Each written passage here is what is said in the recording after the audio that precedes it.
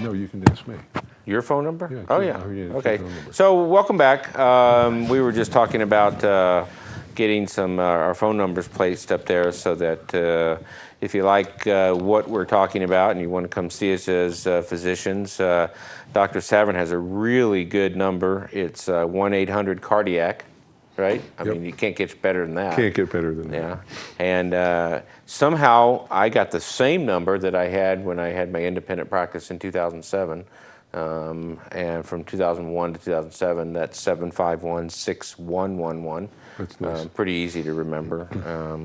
I'm surprised it was still available when I went back into practice myself. I felt like I was in the Matrix dodging the healthcare partners takeover, you know. Four aces. That's 4 aces in your phone number. Yeah, that's, right. That's a good Nevada number.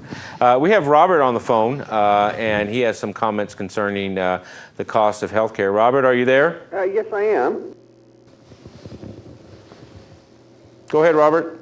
Okay, great. Thank you, gentlemen, for taking some time out of your day to go ahead and do a program like this.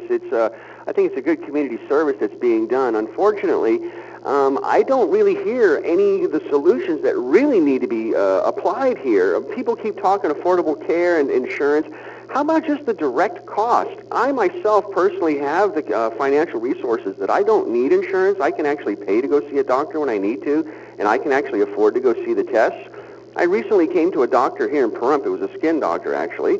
And when I went in there and I told the doctor that I wanted to pay cash and that I wasn't interested in doing insurance, he was not interested at all in really even seeing me. In fact, when I asked him for a discount because I was paying cash and that I wasn't going to go through the insurance system, he pretty much just pushed me out the door and told me he wasn't interested. So my question is this. How can we actually reduce the doctor's fees and bring them in line with what people actually earn in the economy? Now, I understand that doctors, they go through 10 years of school, and they end up with a huge financial burden when they're done. So I understand why you got to charge a lot of money so you can actually cover the bills that you've made. What's wrong with taking our tax money and putting more doctors into the system? If, for example, 25 years ago when we looked at, for example, breast augmentation doctors, they were $25,000 to get a breast augmentation, and now you can go down to the strip, and for $3,000 you can get one with credit. Why? There's lots of breast augmentation doctors in the market. They all looked at it and seen that there was an available practice there that they could actually make money at. So in places where competition has been put in, we've seen the reduction of health care. Unfortunately, we're not seeing the cash put into the correct positions to actually bring the cost down. Instead, they're just trying to find other ways to finance it, apparently now with the Affordable Care Act from the pockets of everyone else. What's your response to those questions, Doctor? I think we could make a 24-hour show on what you've said. Let me answer a little bit of it. First of all, a lot of it we have no control over whatsoever in medicine. Right. As far as putting out more doctors, that's not as easy as it sounds. That requires an accredited institution to put out physicians. Accreditation is very difficult.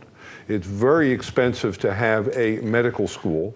It's very expensive to increase the number of medical students in a medical school. Increasing the number of medical students isn't simply a matter of increasing classrooms. Mm-hmm. One has to increase laboratories, one has to increase residencies, one has to increase fellowships. And that's a long-term process. And again, we have no control over that. As far as cost goes, we do all of our, now this doesn't apply to you, Robert, paying cash, but in a way it does. Almost all of our patients have insurance. Mm-hmm. And either Medicare tells us what they're going to pay. We don't negotiate with Medicare.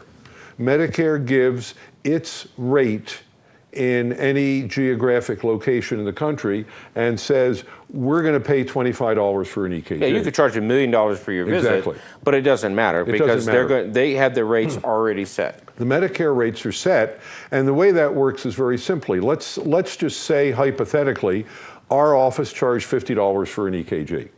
Medicare allows $25. The other $25 is gone. That's just off the books. We're not allowed to bill it by federal law. If you take assignment. No. If you take Medicare. If you take Medicare If you assignment. take Medicare. If you do not take Medicare assignment, then you can charge whatever you want and collect whatever you want. Because then the patient has to bill Medicare. Right. To cover what they pay. Right. Most physicians take Medicare. All of the contracting that we do with the commercial insurances, Blue Cross, Aetna, et cetera, et cetera, et cetera. They follow Medicare. Yeah, all the contracts are based on percent of Medicare. So when Medicare moves, we move. Right. We have a lot of overhead. I can tell you in my practice, our overhead is more than 50%. Our write-offs average about 65%. So of our billing, we're writing off 65%.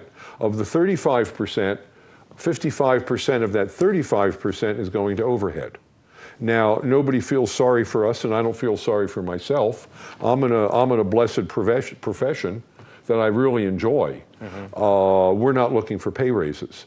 But from a simplistic point of view, we're pretty well stuck where we are, and we're taking pay cuts every year.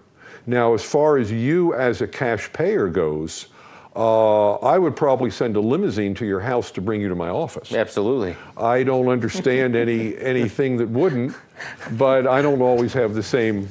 I'm still practicing medicine at my age, so I'm not sure my business. But you know, Robert has a good point, because I've had patients that have come to me and have referred them to specialists, and they're cash-paying patients. And they walk into the doctor's office, and it is like you're talking a foreign language.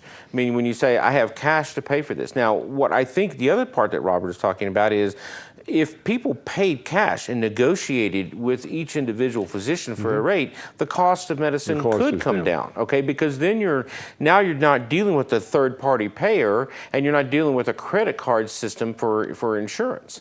I don't like the current system, but my solution to the cost of healthcare, my Affordable Care Act, would be give doctors a tax break for the indigent patients they see.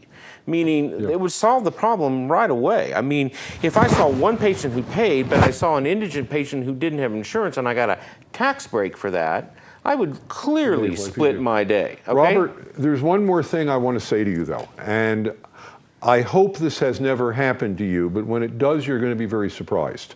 Everyone talks about the $100 aspirin in a hospital. Hospitals are where you're going to really get stuck. If God forbid you were to have a heart attack, and at that point, you're not negotiating, you're hanging on to save your life.